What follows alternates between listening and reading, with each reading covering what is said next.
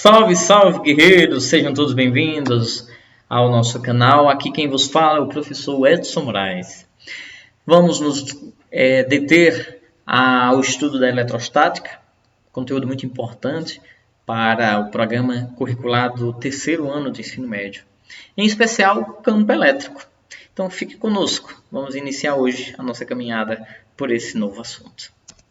Quem primeiro começou a palpitar, deu grandes contribuições para o sentido, a direção e o conceito de campo elétrico foi Michael Faraday, um cientista muito mais experimental do que conceitual, né? Deu a sua ideia de que corpos podem exercer força sobre outros a partir de um contato físico, né? A partir de uma distância, ou seja, uma ação remota, tá? A partir de contato, sabemos que isso é fácil de se perceber, mas com uma dada distância, parece nos intrigar, não é verdade? Pois muito bem, então o inglês Michael Faraday, o cara da gaiola de Faraday, nós vamos discutir um pouco sobre ela, né? Vem propor, né? No caso de forças entre cargas elétricas, quando estas estão em repouso, atuam numa região, num delimitar de espaço. Entende-se que esse espaço de ação de um campo de uma carga geradora de um campo sobre o outro, dá-se o nome de campo elétrico. Muito bem? Ok. O cara que desenvolveu a gaiola de Faraday, né, a blindagem eletrostática, vem exatamente mostrar que no interior de um campo elétrico, né, no interior de um condutor elétrico, o campo é nulo. Ou seja, a comprovação de que os profissionais das concessionárias de energia de qualquer estado do país têm em seu revestimento, em suas roupas, né, na sua malha metal, porque internamente você estará protegido, né? Faça o teste, pegue seu celular, envolva num papel alumínio, peça para alguém ligar para ele. Desde que, claro, você tenha preenchido todas as lacunas, todos os espaços. Você vai perceber que, né, as ondas estão impedidas de chegar até ele, porque o campo elétrico no interior desse condutor é zero. Curioso, né? Muito bem. Então, percebe-se que a ideia de força para campo, força de campo ou linhas de força, ela pode se dar em diversas esferas. Quando nós tínhamos a ideia de força gravitacional, tínhamos, portanto, uma ação de um campo gravitacional. Agora que vamos entrar, né, e continuar a discutir sobre a eletricidade, portanto, temos um campo elétrico. E em magnetismo, vamos voltar também a perceber que a ação de um ímã vai gerar em todo, né, a sua volta um campo magnético. Isso vai depender de como que essas cargas estão dispostas. Tá bom? Então vamos em frente. Para você entender melhor, vamos colocar aqui duas imagens. Vou pegar o meu apontador a laser para a gente começar a perceber. Aqui nós temos uma carguinha de prova negativa, uma carguinha positiva. Percebem que esses pontos que estão muito próximos dela, são pontos que estão muito mais acumulados, né? Muito mais unidos. Já pontos, né, numa certa distância, tem uma disposição mais espaçada. Isso implica dizer que o campo elétrico atua numa região e ainda atua de maneira inversamente proporcional a essa distância. Algo nos lembra agora com a força elétrica, né? Exatamente. Quanto menor a distância de atuação do campo de uma carguinha para com outra, maior a intensidade desse campo. Quanto mais longe, menor a intensidade. Tá certo? Isso é uma premissa já básica que a gente já vem trazendo lá da lei de Coulomb. Pois muito bem. Agora, se nós tivéssemos duas cargas, mesmo sendo carga de prova, mas elas podendo gerar campo, né, a percepção que uma tem para com a outra é de existência apenas de um campo. Como se a gente tivesse a oportunidade de conversar. Carguinha negativa, quantos campos tem aqui em sua volta? Bom, tem um, que ela só percebe a influência do campo gerado pela outra. Se a gente chegasse para a positiva também e perguntasse, ela diz, ora, em nossa volta tem um campo, né? Aqui é gerada pela negativa. Mas nós, agentes e observadores externos, sabemos que tem quantos campos? 2 campos. Entenderam? A carga por si só não consegue sofrer influência do seu próprio campo. Ela cria um campo de interação, mas para outros agentes externos que são colocados ali. Tá certo? Então, essas argolas que a gente coloca aqui na nossa animação é exatamente para comprovar isso. Quanto mais próximo, maior a quantidade de linhas de força, ou seja, mais linhas de força atravessando essa argola por área, entende-se que é mais intenso o campo. Tá? Um pouco mais adiante, temos menos campo por área. Mais adiante, ou seja, quanto maior a área aqui, menor as linhas de campo atravessando. Então, temos um campo menos intenso. A gente ainda vai lembrar e voltar isso a falar mais para frente. Isso é apenas esse conceito inicial para que você compreenda, né, a aplicação e a atuação de campo elétrico. Tá? Vamos lá. Uma carga elétrica, já vimos que ela é capaz de interagir com outra. Já sabemos disso. Né? E ela é capaz de interagir por quê? Porque essa carguinha, que nós vamos chamá-la de prova, carguinha teste, mergulhou num campo de atuação de uma outra carga de maiores proporções, maiores dimensões, né? Mas ainda assim cargas pontuais ou pontiformes, né? Onde eu desconsidero essa dimensão, nunca posso considerar a sua massa, claro, tá? Mas exatamente para comprovar a interação, para comprovar a manifestação de uma força elétrica que vai surgir entre elas, seja atrativa ou repulsiva, através do campo elétrico. Tá? Por exemplo, a força elétrica que essa carga exerce nessa outra é de repulsão. Notadamente, elas devam ser de mesmo sinal. Né? Então, a mesma força que essa recebe de repulsão, essa geradora, né, também recebe essa carga que gerou o campo. Tá certo? Ou seja, terceira lei de Newton, né? Essa força é percebida pelas duas com a mesma intensidade, mas com direções opostas. Agora vamos fundamentar então esse conceito. O campo elétrico é o transmissor das interações elétricas. Se houver um campo elétrico gerado por uma carga geradora, carga considerável numa determinada região, serve para que outra carga elétrica colocada nessa região, nesse espaço, fique sujeita à ação da força elétrica. Só vai surgir força elétrica no momento que uma carguinha é mergulhada no campo elétrico da outra. Tá? Ainda sem chegar no magnetismo, mas é muito comum você perceber isso no magnetismo. Se você aproxima um clipe, uma moeda, um grampo de um ímã, chega um momento que você nem precisa mais aproximar nem encostar. O ímã automaticamente captura esse ferro magnético, essa substância, porque o material já mergulhou, já entrou no campo de atuação do ímã. Isso acontece do mesmo jeito aqui na eletricidade. Então, essa carguinha que vem de fora vem para testar a existência de um campo. Né? Essa carguinha que a gente denomina de carga de prova. Tranquilo?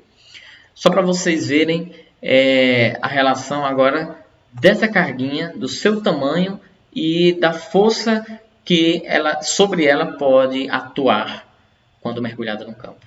Então imagine que nesse ponto P, dado a uma mesma distância, né, dada uma distância dessa carga aqui, geradora de um campo, a gente vai colocando algumas carguinhas. Colocamos uma carguinha que, provavelmente de mesmo sinal, gerou-se então uma força elétrica repulsiva. Essa força proporcional a essa carga. Tá? Se a gente trocar por uma carguinha 2 vezes maior, só que negativa, a força é 2 vezes maior, só que de maneira atrativa. Compreendeu? Só para mostrar a relação que existe entre quanto maior essa carguinha de prova, quando ela interagir com a carga geradora, vai ter uma força maior.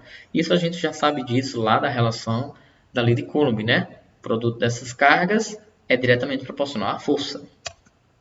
Se a gente substituir por uma carga ainda 3 vezes maior, agora de mesmo sinal, né? Vai gerar uma força 3 vezes maior, repulsivamente. Até aí, tranquilo, né? Então, uma vez só, maior, né? Ou igual, gera uma força atrativa. Haja vista que essa carguinha de prova deve, com certeza, ser de sinal diferente da carga geradora, então uma força elétrica atrativa. O que é que a gente chega a concluir daí? Que existe algo que não muda, algo aí que é constante. Essa relação entre a força e a carguinha de prova. Isso é algo constante. Se é maior a carguinha de prova, maior é a força sobre ela. Se é menor a carguinha de força, a carguinha de prova, menor essa força. Essa razão ela só existe porque o que está em jogo aí é o campo elétrico. Por definição, o vetor campo elétrico nesse ponto P é dado por essa razão. Força sobre carga. Simples assim. Lembrando que campo elétrico é uma grandeza também vetorial. Para ficar perfeitamente definida, necessita, além da intensidade, sua direção e o seu sentido. Vamos dar nome aos bois, né? Vamos dar as unidades físicas. Força elétrica é dada em Newton, a carguinha é dada em Coulomb, portanto, o campo elétrico é agora Newton por Coulomb. Tá? Campo elétrico é a unidade física Newton por Coulomb. Vai gravando aí essas unidades físicas, que isso é muito importante, tá? Eu, particularmente, gosto mais de mexer nessa fórmula, né? Fazer aqui cruz credo e reconhecê-la ela nesse formato. Força elétrica é a carguinha vezes o campo. Quer saber a intensidade, né? Quer saber a intensidade de uma força elétrica que atua num campo? É só me dizer qual é a intensidade desse campo. Ok? Então, uma frasezinha para você aprender aí rápido essa fórmula. Força que entra. Mais para frente a gente vai usar essa expressão, força que entra, na nossa paródia. Aguarde aí a cena dos nossos próximos capítulos, tá? Muito bem. A partir dessa definição, vetor é igual a um valor algébrico, né, escalar, multiplicado por um outro vetor. Então, aqui eu tenho um produto em que me interessa saber, né, a sua relação escalar. Portanto, se colocarmos vetor módulo em todo mundo, aqui perde o vetor e aqui a gente deixa em módulo porque serve para uma carguinha positiva como serve para uma carguinha negativa, né? O porquê disso? Para a gente chegar a duas conclusões. Primeira, se essa carguinha for positiva, força e campo vão ter sempre o mesmo sentido e a mesma direção. Porque raciocine comigo. Um número positivo multiplicado por um positivo vai gerar um positivo. Mesma direção, mesmo sentido. Ó, como se fosse assim. Uma carguinha positiva vai ter campo positivo, força... Positivo não, perdão. Força e campo com a mesma direção e o mesmo sentido, tá? Agora, se a carguinha for negativa, a carguinha de prova for negativa, imagine esse produto aqui, eu pegar um valor qualquer e multiplicar por algo negativo. O resultado vai ficar negativo, né? Ah, moral da história. Se isso ficou negativo, isso quer dizer que vai ficar no sentido oposto ao do campo. A direção não muda, pode perceber, a direção é sempre a mesma. Agora, a força elétrica fica no sentido oposto ao campo sempre que a carguinha de prova for negativa. Quer ver uma prova vetorial para isso? Vamos para o nosso próximo slide. Preste bem atenção. No slide anterior, nós nem mencionamos o sinal da carga geradora, não foi? Vou retornar para vocês verem. Isso são só as carguinhas de prova, que vão interagir ainda com a carga geradora de campo. Então, vamos fazer essa comparação já utilizando essa carga geradora? Então, tá aí. Uma carga geradora positiva. Vamos colocar em volta uma carguinha negativa, depois vamos colocar aqui uma positiva, tá? Então, positivo com negativo gera uma força atrativa ou repulsiva? Isso mesmo, uma força atrativa. Então, quer descobrir se realmente, né, no slide anterior a gente viu, se o Qzinho é negativo, força aponta para um lado, campo vai apontar para o outro. Vamos comprovar? Veja que isso é uma explicação só nossa. Você não vai encontrar isso nos livros, tá? Vou usar vetores para mostrar isso a vocês. Preste bem atenção. Qual será o comportamento do vetor E que multiplicado por um valor negativo vai gerar esse comportamento de vetor? Você lembra lá de vetores, primeiro ano? Quando se multiplica um vetor por um número negativo, o resultado é sempre o inverso do sentido desse vetor. Ah, então o vetor E deve estar apontando para o outro lado. Perceba que não alterou a direção. A direção continua aí horizontal. Mas é só para mostrar a vocês, né, de maneira assim, bem hipotética mesmo, utilizando dessa forma, qual seria a direção e o sentido do vetor campo elétrico criado por essa carga geradora. Tá bom? Olha aí se bateu a informação que a gente tinha agora há pouco, né? Se o Qzinho, se a carga de prova é negativa, força e campo têm sentidos opostos. E tem mesmo, né? Ó, sentidos opostos. Vamos fazer agora o teste com a carguinha positiva?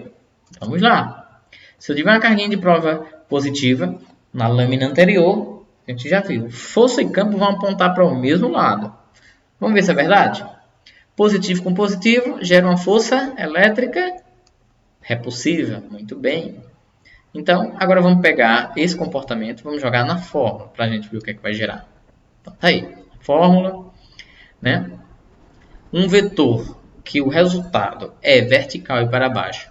Qual seria o comportamento de um vetor E que multiplicado, né, uma multiplicação assim bem grosseira, claro, né, por uma medida escalar positiva, o comportamento desse vetor deve ser a mesma direção e o mesmo sentido do F. Ou seja, não muda.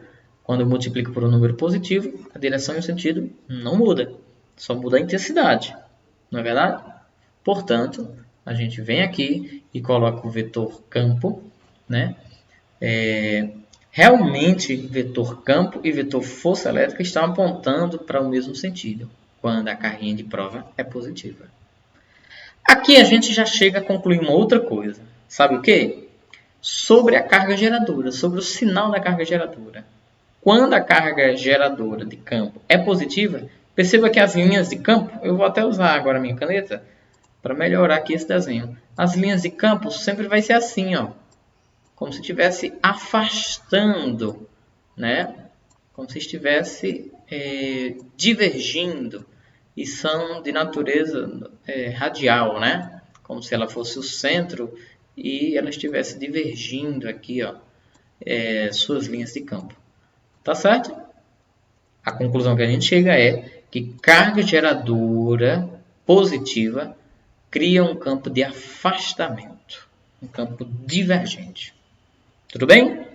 Na nossa próxima lâmina, vamos fazer o teste com a negativa, ver o que acontece? Vamos lá. Se agora eu tiver uma negativa, vou pegar aqui o meu apontador a laser, é melhor para você acompanhar, né? Negativa com uma carguinha de prova positiva. Qual a relação da força? Atrativa, né? Há uma atração entre essas duas. Muito bem. Vamos nos valer da fórmula para ver qual será o comportamento do campo. Bom, anteriormente a gente já chegou a concluir que se a carguinha de prova é positiva, força e campo têm a mesma direção e o mesmo sentido, né? Então, comprovando que comportamento de vetor vai ter o E, que multiplicado por algo positivo, gerou um vetor nesse formato, nessa direção e nesse sentido. Só se ele também tiver a mesma direção e o mesmo sentido. Não é verdade? Então a gente vem aqui e traça essa linha de força, agora aproximando da carga geradora. Perceba que já é o contrário da lâmina anterior, né? E se for uma carguinha negativa, dá para evidenciar a mesma coisa? Dá. Vamos ver? Negativo com negativo, a força é repulsiva. Vamos nos valer aqui da fórmula para a gente ver. Que comportamento de vetor é quando multiplicado por algo negativo gerou esse vetor vertical e para baixo? Se eu estou multiplicando por algo negativo, lembra, o negativo inverte o sentido. Se gerou um vetor vertical e para baixo, é porque antes ele era vertical e para cima. Exatamente. Então, esse é o vetor campo elétrico que atua nessa carguinha. Então, o vetor campo elétrico é realmente de aproximação. Se eu pegasse aqui mais uma vez a minha caneta, eu ia ver que em qualquer lugar em volta que eu colocasse cargas de prova, eu ia chegar a essa conclusão. Ó. Esses eram os vetores do campo elétrico se aproximando da carga geradora, quando essa carga geradora é negativa. O contrário, né, da positiva? Exatamente. A conclusão que a gente chega é que quando a carga geradora é negativa, o campo é de aproximação, tá? Um outro nome que pode ser usado é de convergência para essa carga. Tranquilo? Até agora você já viu a relação entre campo e força quando as carguinhas de provas têm sinais positivo ou negativo e quando a carga geradora também tem sinal positivo ou negativo. Então, em suma, em resumo, fica assim. Carga positiva, geradora, claro que a gente está se referindo agora. Quando a carga geradora é positiva, o campo é divergente, né? É de afastamento. Quando a carga geradora é negativa, o campo é de aproximação. Tá? Ou seja, o desenho das linhas de força para esse campo, né, de uma carga pontiforme tem essa estrutura, tem esse comportamento. A gente diz que essas linhas elas são radiais, da ideia de raio, né, ó, saindo do centro. Aqui também, radial, mas chegando ao centro. Agora a nossa pergunta seria, e o que acontece se a gente tivesse duas cargas geradoras? Se a gente interagisse duas cargas geradoras? Como que elas se comportariam? Próxima lâmina. A interação entre esses campos elétricos, lembra daquele campo lá no início daquele desenho? Quando uma carga positiva se aproxima de uma negativa, parece que as linhas de campo parecem nascerem nela, parecem brotar dela e parecem desaguar, parecem morrer, parecem chegar na negativa. E aí tem esse formato curioso, né? A gente consegue ver isso muito mais nítido, muito mais claro quando a gente tem limalha de ferro nas experiências com o campo magnético. Tá bom? E quando duas cargas de mesmo sinal, tá aqui de preferência cargas positivas, o campo delas se aproximam, vai dar uma grande convergência, vai dar uma grande, não é nem convergência, né? Vai dar um grande conflito dessas linhas de campo. Então, esse conflito faz com que aqui nessa região haja uma neutralidade desse campo, né? A partir de tanto conflito gerado por essas linhas. Tudo bem, pessoal? Até então, tá tranquilo? A gente vai encerrar nossa aula de hoje dando algumas propriedades que são importantes para essas linhas de força. Acompanhe.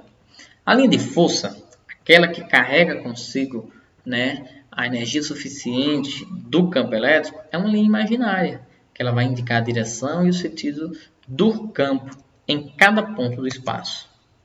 Né? Se em cada campo do espaço o vetor campo elétrico é sempre tangente a essa linha de força, e vai ter sempre o mesmo sentido que ela. Isso a gente já sabe.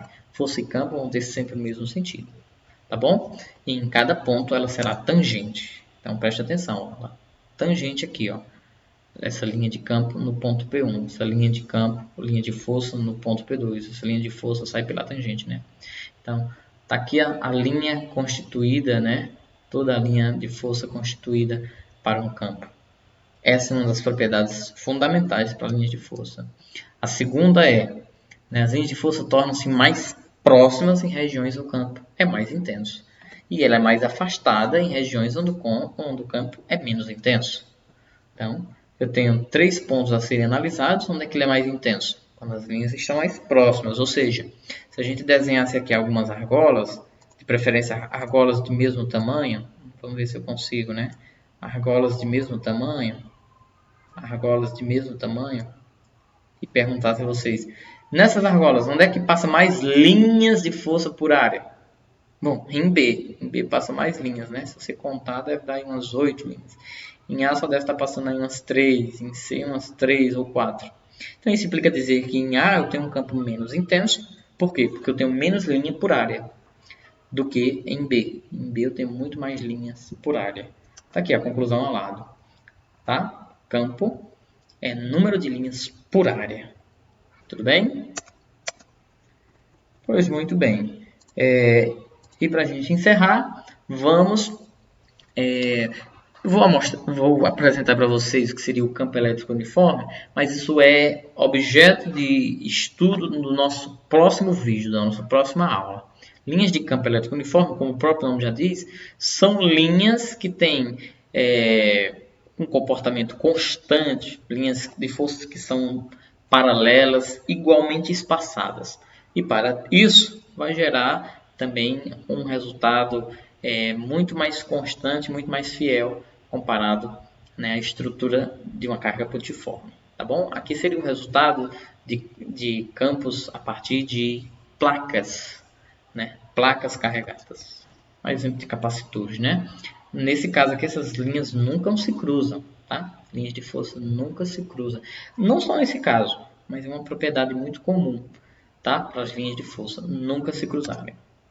Bom, e para a gente então chegar ao fim do nosso vídeo, na nossa primeira aula de campo elétrico, como se determinar matematicamente a intensidade. Vimos o que acontece a nível de vetor, mas a nível de intensidade, de módulo, quando esse campo elétrico é criado por uma carga pontiforme. Então preste bem atenção.